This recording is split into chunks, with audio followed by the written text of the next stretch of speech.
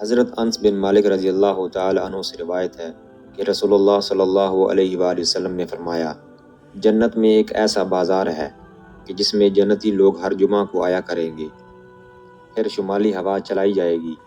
جو کہ وہاں کا گرد و غبار جو کہ مشک و زعفران کی صورت میں ہوگا جنتیوں کے چہروں اور ان کے کپڑوں پر اڑا کر ڈال دی جائے گی، جس سے جنتیوں کے حسن و جمال میں اور اضافہ ہو جائے گا۔ پھر جب وہ اپنے گھر والوں کی طرف لوٹیں گے اس حال میں کہ ان کے حسن و جمال میں اضافہ ہو چکا ہوگا، تو ان کے گھر والے کہیں گے کہ ہمارے بعد تو تمہارے حسن و جمال میں اور اضافہ ہو گیا ہے۔ تو وہ اپنے گھر والوں کو کہیں گے